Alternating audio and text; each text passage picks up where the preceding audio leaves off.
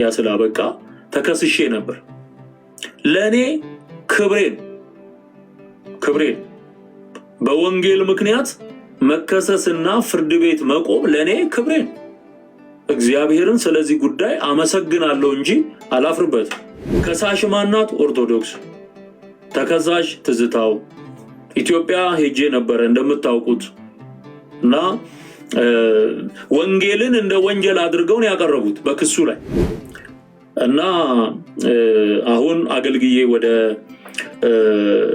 አሜሪካ ልመለስ ስል ነው ያው እግድ ነበር። አዎ እግድ ነበር። ያ እግድ መነሳት ነበረበት። ያንን እግድ ለማስነሳት ደግሞ ፕሮሰሶች አሉት። ህግ ጠብቆ መጓዝ ያስፈልጋል። ምክንያቱም ህግ ለሁሉም እኩል ነው። እኔ በዚህ አምናለሁ። በነገራችን አሁን ማርያምን ለኦርቶዶክስ ብቻ ወስዶ የኔ ነው ብሎ ለክስ መሄድ በራሱ ይሄ ጤና ማጣት ነው። በእውነት ተመልከቱ። 17 ቀን ብዙ ነገር እኔ እንትን ብዬ ነው ዝም ብዬ የተቀመጥኩት እየጸለይኩ። በዛ ውስጥ ግን በጣም ብዙ አስፈላጊ የሆኑ ነገሮች፣ በጣም ትግል የሆኑ ነገሮች ነበሩ። ብዙ ወጪ የሚጠይቁ ነገሮች ነበሩ። እነዛ ሁሉ ነገሮች ተደራራቢ የሆነ ፈተና አምጥተው ነበር። እግዚአብሔር ነው እንጂ ያሻገረኝ በጣም ከባድ ነው ወገኖች። ከእንዳልክ ጋር ይመስለኛል በቲክቶክ ላይቭ ገብቼ ምናልባት በቃል አጠቃቀም ያስከፋዋቸው ሰዎች ካሉ እነሱን ይቅርታ ጠይቃለሁ።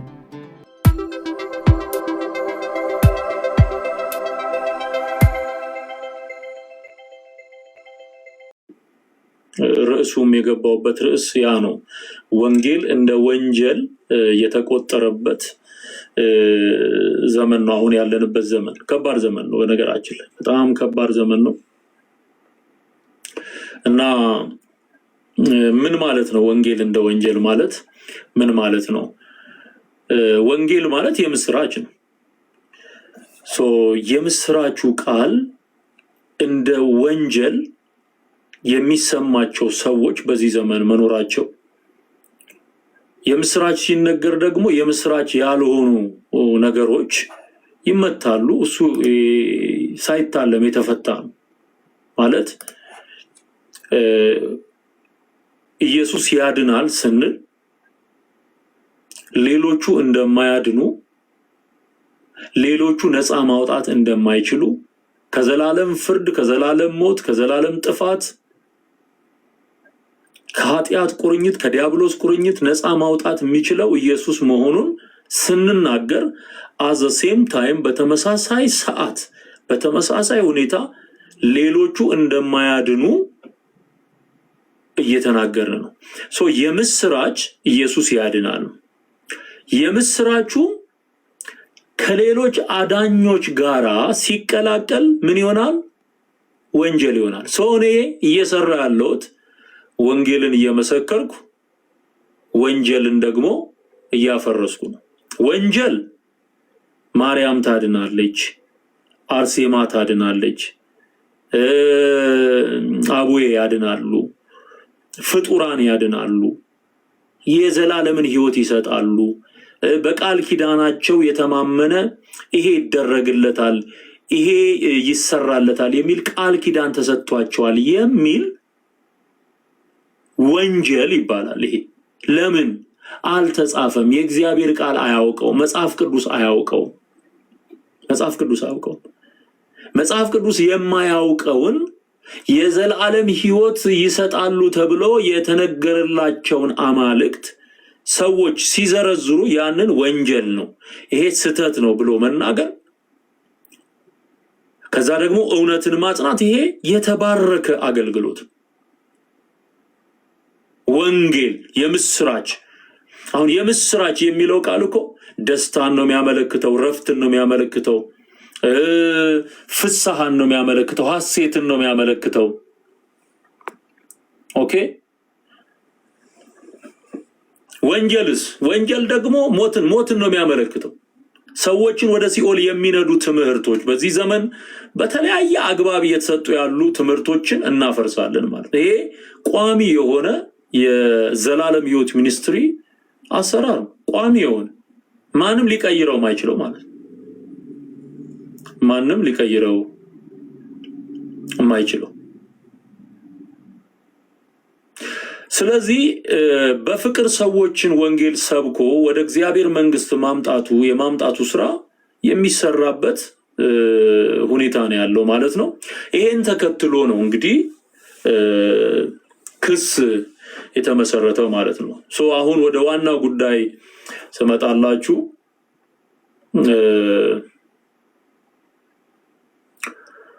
እንግዲህ ይሄ ክስ የተመሰረተው ቆይቷል። በኦርቶዶክስ ቤተ እምነት ከሳሽነት ተከስሻለሁ ወይም ተከስሼ ነበር። ምክንያቱም አሁን ያ ስላበቃ ማለት ነው። ያ ስላበቃ ተከስሼ ነበር። ለኔ ክብሬን በወንጌል ምክንያት መከሰስና ፍርድ ቤት መቆም ለኔ ክብሬን እግዚአብሔርን ስለዚህ ጉዳይ አመሰግናለሁ እንጂ አላፍርበትም። ሰው ሰርቆም ዘርፎም ይከሰሳል እና ከሳሽ ማናት? ኦርቶዶክስ። ተከሳሽ ትዝታው ኢትዮጵያ ሄጄ ነበር እንደምታውቁት እና ወንጌልን እንደ ወንጀል አድርገው ነው ያቀረቡት በክሱ ላይ። ተሰደብን፣ ብጥብጥ የሚያስነሳ ነገር ተናገረ የሚሉ ነገሮች ናቸው የተነሱት። የዛ ጉዳይ ውስጥ ፍርድ ቤት የያዘውና የፈታው ነገር ስለሆነ እዛ ነገር ውስጥ መግባት አልፈልግም። ግን አጠቃላይ ሁኔታው ይሄን ይመስል ነበር። ምክንያቱም ሰዎች ለብዙ ነገር እየተጠቀሙበት ስለሆነ እኔ ያለውን ሁኔታ በግልጽ ነግሬያችሁ ለወደፊቱም በምን አይነት ሁኔታ ነገሮች መታየት እንዳለባቸው ለመጠቆም እና ከሰዋል ያ ክስ የነበረው መጀመሪያ የመጣው ጊዜ ነው። የናና ኢየሱስ የወጣ ጊዜ ሚሊኒየም ፕሮግራም ሰሞን የነበረው ዛ ግርግር ውስጥ የጀመሩት ነው እና አሁን አገልግዬ ወደ አሜሪካ ልመለስ ስል ነው። ያው እግድ ነበር። እግድ ነበር። ያ እግድ መነሳት ነበረበት። ያንን እግድ ለማስነሳት ደግሞ ፕሮሰሶች አሉት። ህግ ጠብቆ መጓዝ ያስፈልጋል። ምክንያቱም ህግ ለሁሉም እኩል ነው። እኔ በዚህ አምናለሁ። በነገራችን ላይ ህግ ለሁሉም መስራት አለበት። ኦኬ፣ ሉዓላዊት ሀገር ናት ኢትዮጵያ። የራሷ የሆነ ህገ መንግስታዊ ስርዓት አላት። የራሷ የሆነ የፍርድ ሂደት አላት። የፍርድ ስርዓት አላት። በእያንዳንዱ መንገድ ማንኛውም ሰው ይከሰሳል ወይም ይከሳል።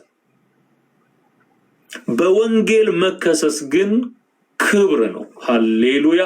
ኢየሱስ ጌታ ነው።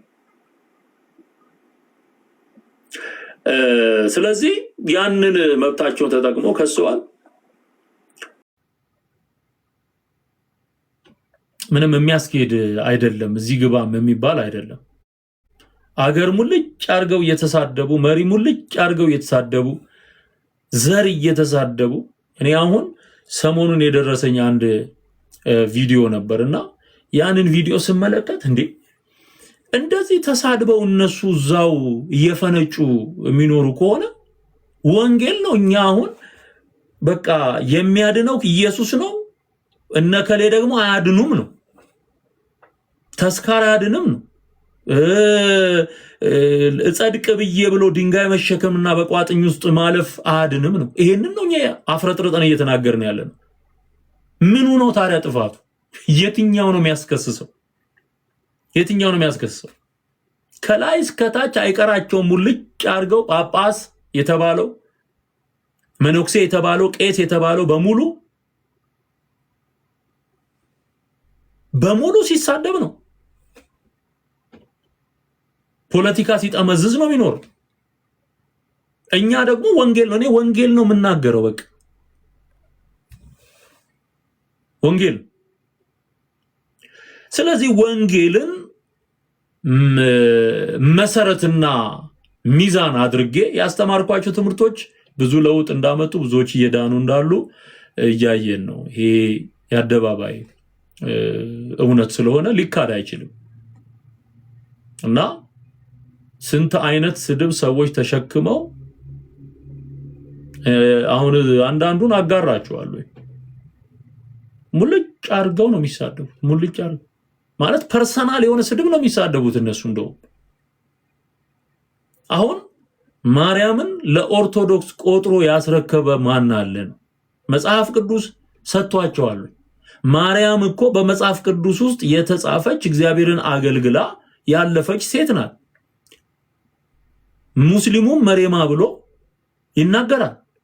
ጴንጤውም የጌታ እናት ማርያም ብሎ ይጠራል።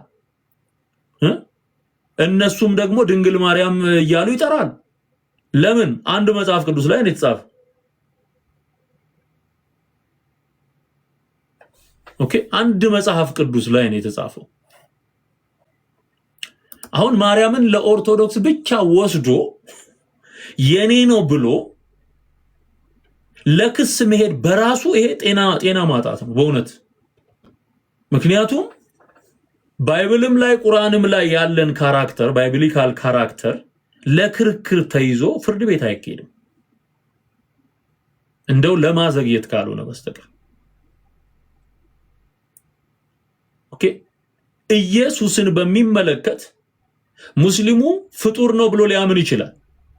ነብይ ብቻ ነው ብሎ ነው የሚያምነው። አይ አንተ ነብይ ነው ብለህ ልታምን ትችላለህ። ኢየሱስ ግን አምላክ ነው፣ የእግዚአብሔር ልጅ እግዚአብሔር ነው ብዬ የመናገር መብት አለ። እሱ ያመነበትን ይናገራል፣ እኔ ያመንኩበትን እናገራለሁ።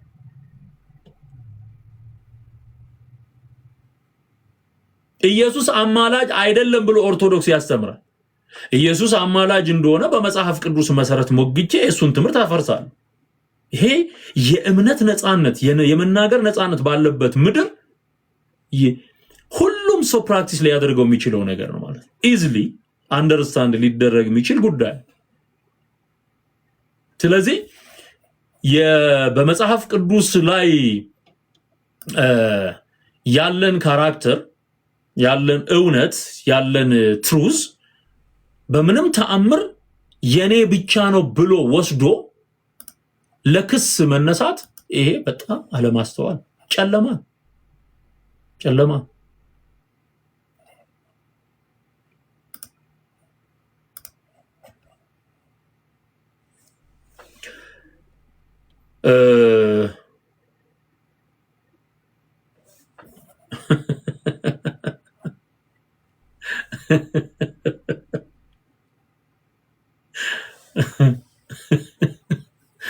እሺ ተባረኩ። አንዳንዱ ሰው ያስቀኛል የሚሰጠው አስተያየት እንዴ። እና በነገራችን ላይ በጣም ብዙ ድራማዎችም ነበሩ በዚህ ውስጥ መንግስት ሁኔታውን እስከሚያውቀው ድረስ የተሰሩ አደገኛ የሆኑ ድራማዎችም አሉ። ወደፊት ጊዜ የሚያወጣቸው ድራማዎች አሉ።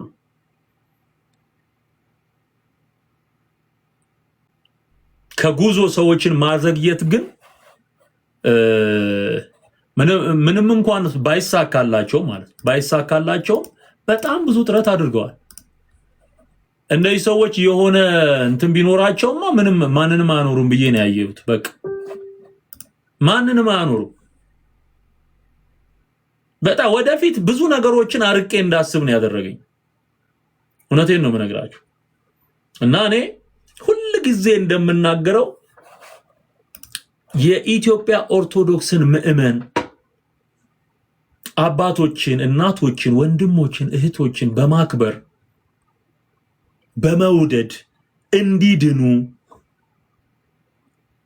ወደ እውነተኛው ጌታ ወደ ኢየሱስ እንዲመጡ ፍቱን መድኃኒት ወደ ሆነ ወደ ጌታ ወደ ኢየሱስ እንዲመጡ ከቅርጻ ቅርጽ አምልኮ ነፃ እንዲወጡ ይሄንን በአክብሮት ነው እየተናገርኩ ያለሁት። ወደፊት የምናገር በፍቅር በአክብሮት መረጃ ማስረጃ የቪዲዮ የፎቶ የእግዚአብሔር በተለይ የእግዚአብሔርን ቃል ማስረጃ በማድረግ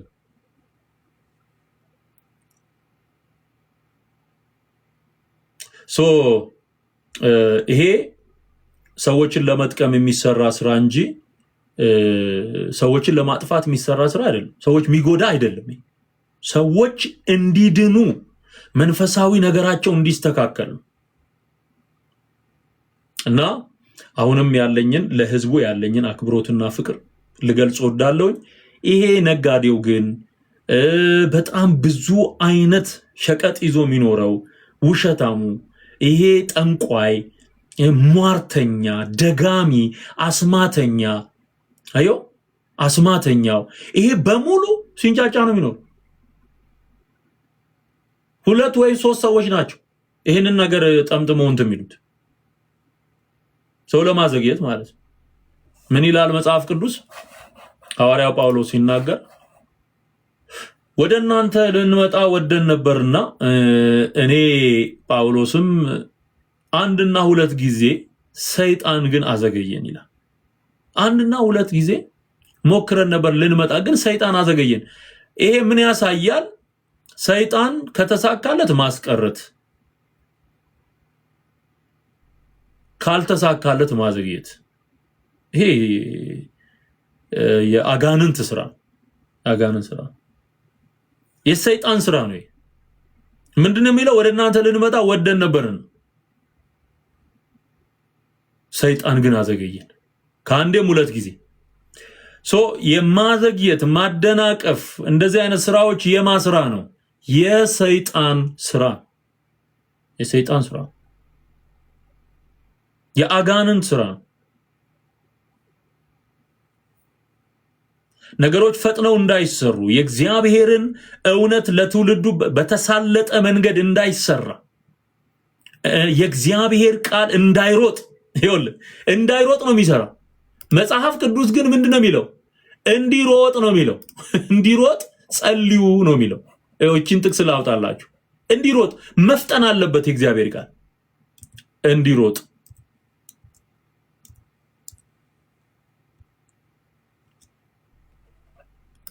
ጳውሎስ ነው የሚለው እንዲሮጥ። ሁለተኛ ተሰሎንቄ ምዕራፍ 3 ቁጥር 1 እና ቁጥር 2 አንብቡ። ሁለተኛ ተሰሎንቄ ምዕራፍ 3 ቁጥር 1 እና 2 በቀረውስ ወንድሞች ሆይ የጌታ ቃል እንዲሮጥ፣ ምን እንዲል? እንዲሮጥ፣ በእናንተም ዘንድ ደግሞ እንደሚሆን እንዲከበር፣ ምን እንዲል? እንዲከበር፣ እምነትም ለሁሉ ስለማይሆን ከአመፀኞችና ከክፎች ሰዎች እንድንድን ስለ እኛ ጸልዩ። በቀረውስ ወንድሞች ሆይ የጌታ ቃል እንዲሮጥ ነው የሚለው። መሮጥ አለበት ማለት ነው። መፍጠን አለበት ማለት ነው። እግዚአብሔር የሚፈልገው ቃሉ እንዲሮጥ። ይሄ ሁለተኛ ተሰሎንቄ ምዕራፍ 3 ቁጥር 1 ጀምሮ የተጻፈ ቃል ደግሞ ከክፉ ሰዎች እንድንድን ስለኛ ጸልዩ። በነ ጳውሎስም ዘመን ሰይጣን የማዘግየት ስራ ይሰራል። ከእንደገና ደግሞ ክፎች ሰዎች የሚተበትቡትና እነርሱን ለችግር የሚያጋልጥ ደግሞ ስራ ነበር። ስለዚህ ጸልዩልን ይላል። አሁን ስለኔ ስትጸልዩ የነበራችሁ ወገኖች ጌታ ኢየሱስ ዘመናችሁን ይባርክ። አሁንም በርትታችሁ እንድትጸልዩ በጌታ ፍቅር አሳስባለሁ። ስለዚህ እነሱ እንዳይሮጥ ነው። አዮ ከሆነ ቦታ ወደ ሌላ ቦታ እንዳንዘዋወር ይሄ እግድ አድርጎ ይዞ አፍኖ ለማስቀረት አይችልም። መቼም ቢሆን አይሳካለትም። ሰይጣን ሁልጊዜ እቅዱ ይኸውልህ ጉዳዩ እዚህ ምድራዊ ነገር ብቻ እንዳይመስል፣ ይሄ ምድር ላይ ያለ ፋይቲንግ ብቻ አይምሰልህ። ሰማያዊ ጉዳይ ነው። የእግዚአብሔር መንግስትና የጨለማው መንግስት መካከል ያለ ትግል አለ። የእግዚአብሔር ቃል እንዲፈጥን የእግዚአብሔር መንግስት ይፈልጋል። የእግዚአብሔር ቃል እንዳይሮጥ ደግሞ የሰይጣን መንግስት ሌሊትና ቀን ይሰራል። ነገር ግን የሚያሸንፈው ማን ነው? እግዚአብሔር። ትላንትናም የረዳን ዛሬም የሚረዳን የሚያኖረን እሱ ነው። ጌታ ስሙ ይባረክ። ስለዚህ እንዲሮጥ እነሱ እንዳይሮጥ ነው እየዘሩ ያሉት፣ ግን አልተሳካም። በዚህ አጋጣሚ ወደ 15 ቀን ነው 16 ቀን 17 ቀን ያህል አዘግይቶኛል ሰይጣን። 17 ቀን ያህል አዘግይቶኛል። በጣም የሚገርም ነው። በዚህ መካከል ደግሞ በጣም ብዙ ነገሮች አሉ። እኔ ሐዋሳ ላይ ያዘጋጀሁት ፕሮግራም ነበር። በተሳካ ሁኔታ እግዚአብሔር ረድቶን ድንቅ የሆነ ጊዜ ነበር ያሳለፍነው። ያንን ያህል ደግሞ አየው ሰይጣን የዳኑ ነፍሳት ያያል። የእግዚአብሔር ቃል የተነገረበት ዝማሬው ምኑ ለክርስቶስ ክብር የሆኑ ነገሮች የተሰሩት እነዚህ መንፈሳዊ ስራዎች በሙሉ ያቃጥለዋል፣ ያበግነዋል። ወጋው በጌታ በኢየሱስ። የሰይጣን መንግስት ይፍረስ። የአጋንንት ሐሳብና እቅድ ይፍረስ። የክፉ ሰዎች ምክር ይበተን። ይሄ ዘመን ያለቀ ዘመን ነው። ይሄ ዘመን ያለቀ ጌታ መምጫው የደረሰበት ጊዜ ነው። ምልክቶች በአይናችን እየተፈጸሙ ያሉበት ዘመን ነው። በዚህ ዘመን ወንጌል እየተሰበከ ብዙዎች ወደ ጌታ መንግስት እንዲመጡ ያስፈልጋል ወገኖች። ይሄ እንዳይደረግ ነበር። አሁን ተመልከቱ 17 ቀን ብዙ ነገር እኔ እንትን ብዬ ነው ዝም ብዬ የተቀመጥኩት እየጸለይኩ። በዛ ውስጥ ግን በጣም ብዙ አስፈላጊ የሆኑ ነገሮች፣ በጣም ትግል የሆኑ ነገሮች ነበሩ። ብዙ ወጪ የሚጠይቁ ነገሮች ነበሩ። እነዛ ሁሉ ነገሮች ተደራራቢ የሆነ ፈተና አምጥተው ነበር። እግዚአብሔር ነው እንጂ ያሻገረኝ በጣም ከባድ ነው ወገኖች። ምክንያቱም የ2 ወር ቆይታ ታስቦ የሚሰሩ ፕሮግራሞች ታቅደው እያንዳንዱ ነገር በካልኩሌሽን ገንዘብን በሚመለከት ቆይታን በሚመለከት ማረፊያን በሚመለከት በጣም ብዙ ነገር አለ። ያን ሁሉ ፕላን አድርጋችሁ ነው ስትሄዱ። ደግሞ በእግዚአብሔር ፊት ምነግራችሁ እያንዳንዱን ወጪ ይሄንን አሁን በሁለተኛው ዙር የወንጌል ጉዞዬ ወደ ኢትዮጵያ ተመልሼ ሄጄ የሰራሁት ስራ ላይ አንድ ሰው እንኳን ስፖንሰር አላደረገም። በጌታ ፊት ነው ምነግራችሁ። በጌታ ፊት ነው ምነግራችሁ። አንድ ሰው ስፖንሰር አላደረገም።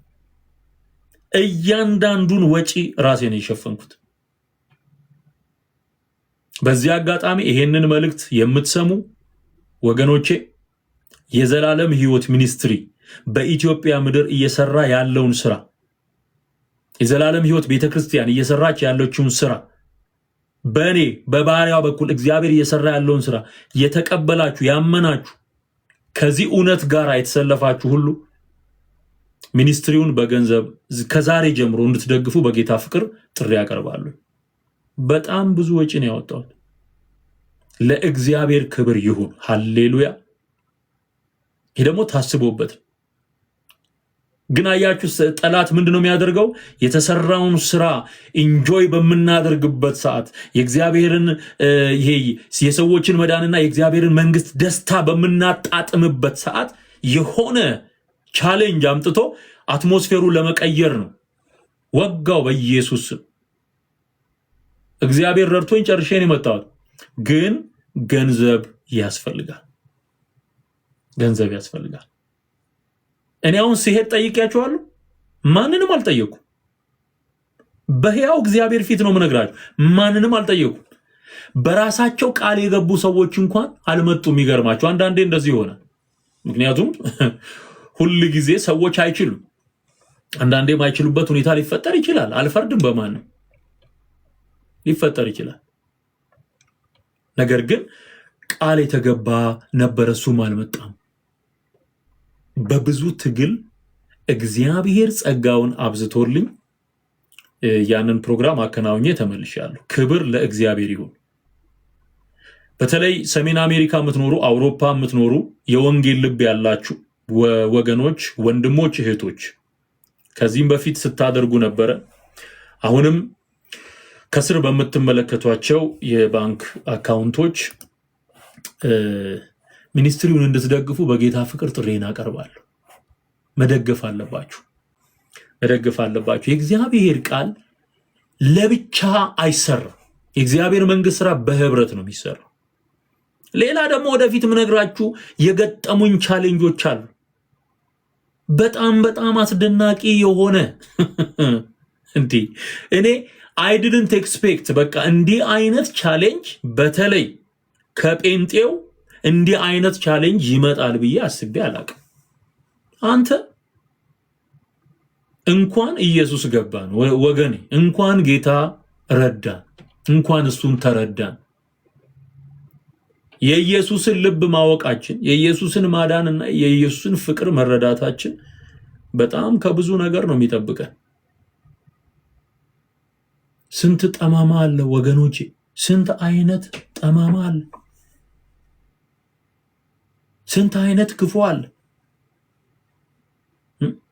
ሆዲፍ ጀው ተብሎ የሚታለፍ በርግጥ በጊዜ ለሁሉ ጊዜ ያለው እንደሚል መጽሐፍ ጊዜው ሲደርስ ራሱ እግዚአብሔር የሚገልጠው የሚያጋልጠው ስንት አይነት ለወንጌል እውነት እንቅፋት የሚሆኑ ብዙ ሰዎች አሉ። ክብር ለጌታ ለኢየሱስ ይሁን።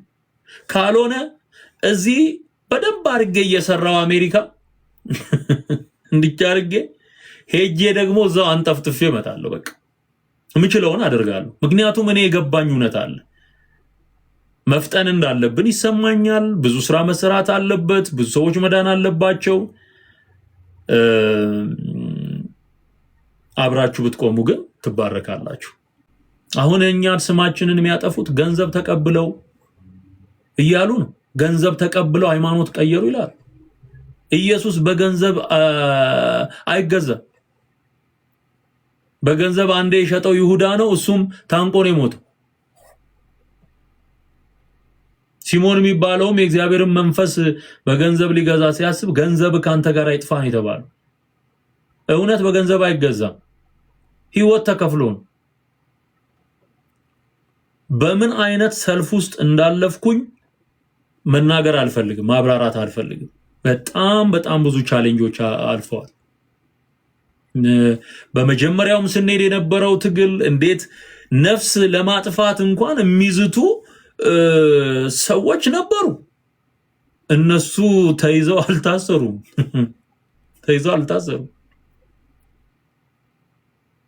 ሚዝቱ ነበሩ።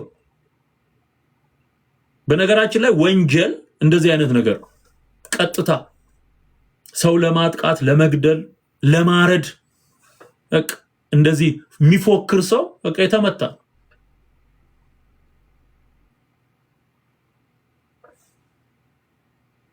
እና በብዙ አይነት ቻሌንጅ ውስጥ እያለፍን ነው ይሄ አገልግሎት የቀጠለውና ወደፊትም ጌታ በረዳን መጠን ቀጣይነት እንዲኖረው ከዘላለም ሕይወት ሚኒስትሪ ጋራ አብራችሁ እንድትቆሙ በጌታ ፍቅር አሳስባለሁኝ። ስገባ አላስገባ አናስገባም ሰርገኛ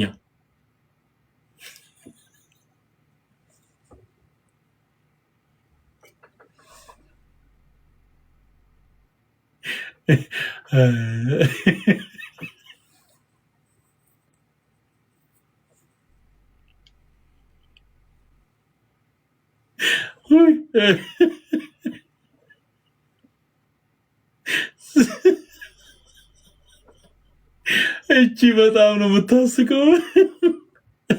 አረ በኢየሱስ ስገባ አናስገባም ሰርገኛ ይላሉ። ደጅተኛ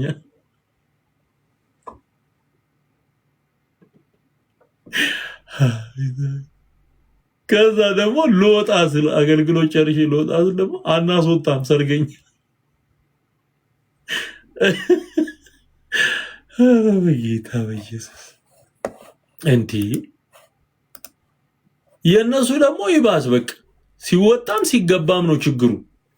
ሲወጣም ሲገባ እግዚአብሔር ይኸው አሁን እንትን አለው። እንግዲህ ከዚህ በኋላ ደግሞ ምን እንደሚያመጡ አይታወቅም።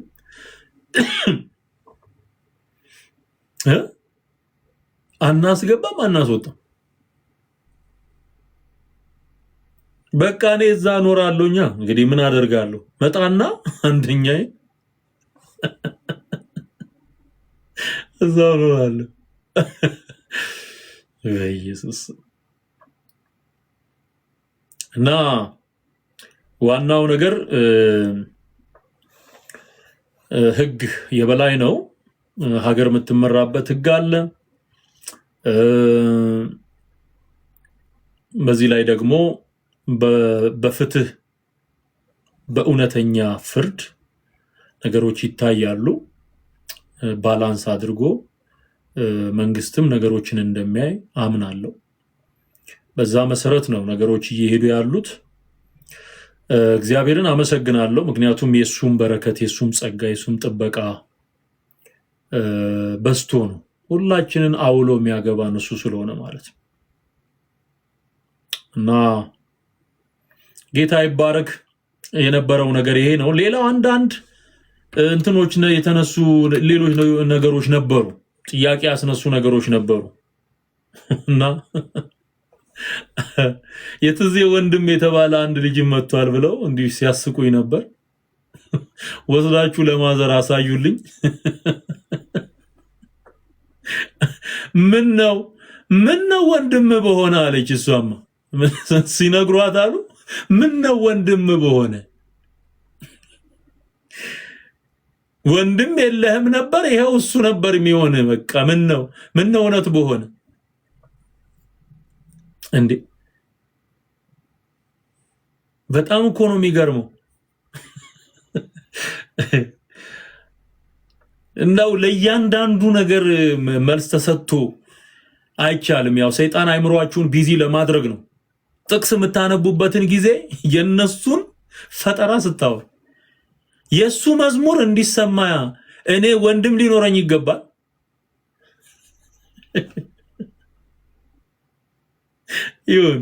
ይሁን እንደሱም ሆኖ ከተሰማ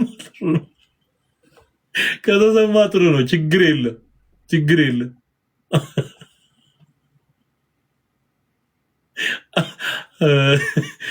ወገኖቼ በዙ እኮ ወንድሞቼ በዙ እና እንዲህ አይነት ነገሮችም እንደነበሩ ሰምቻለሁና እንግዲህ አምሮታቸውንም ይናገራሉ ማለት ፍላጎታቸውንም ይናገራሉ። ውሸታቸውም ያው የተገለጠ ነው። በጣም ረጅም ጊዜ በቃ ሲዋሹ ነው የሚኖሩት። በጣም ነው የሚዋሹት። በውሸት ሽልማት ቢኖር ኖሮ የሚሸለሙ ሰዎች አሉ፣ ግለሰቦች የሚሸለሙ እና ዘራፍ ኢየሱስ ጌታ ነው። እኛ ርዕስ አንቀይርም። ኢየሱስ ያድናል። የበራልንን እውነት እንመሰክራለን። ሰዎችን በፍቅር እንማርካለን። ምናልባት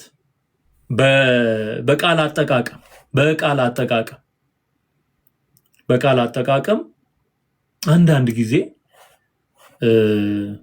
ሊበሳጩ የሚችሉ ሰዎች አሉ። ለዛ እኔ ከዚህም በፊት ይቅርታ ጠይቄያለሁ። ትዝ የሚላችሁ ከሆነ ከእንዳልክ ጋር ይመስለኛል በቲክቶክ ላይቭ ገብቼ ምናልባት በቃል አጠቃቀም ያስከፋዋቸው ሰዎች ካሉ እነሱን ይቅርታ ጠይቃለሁ። ከዛ ውጭ ግን የምንናገረው እውነት አይቀየርም። ኢየሱስ ጌታ ነው የሚለው እውነት አይቀየርም። ኢየሱስ ያድናል የሚለው እውነት አይቀየርም።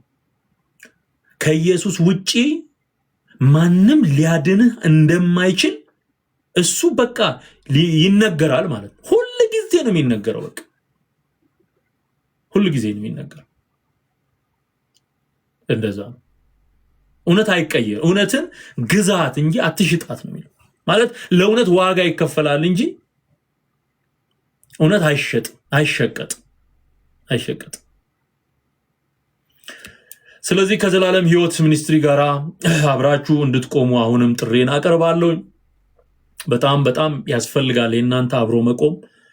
የገንዘብ ድጋፍ ያስፈልገናል። ሌሎች የተጀመሩ ፕሮጀክቶች አሉ። ኢትዮጵያ ውስጥ ምንሰራቸው ነገሮች አሉ።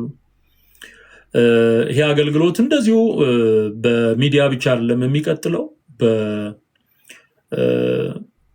በፊዚካል አገልግሎት ይኖረዋል። ይህን ለማድረግ ደግሞ ሁልጊዜም የእናንተ ትብብር አስፈላጊ ነው ማለት ነው። ጌታ ኢየሱስ ዘመናችሁን ይባርክ። ስለነበረን ጊዜ ሁሉ እግዚአብሔር ይባረክ። አንድ ጥቅስ አነብና አበቃለሁኝ የዛሬውን ፕሮግራም።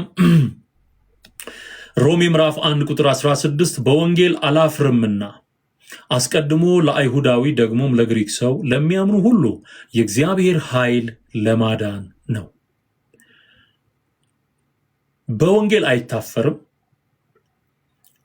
ለሁሉም ሰው ለሚያምንም ለማያምን ለአይሁዳዊም ለግሪክ ለባሪያም ለጨዋ ለጥቁሩም ለነጩ የእግዚአብሔር ኃይል ለማዳን ነው። በወንጌል የተገለጠው የእግዚአብሔር ኃይል ለማዳን ነው።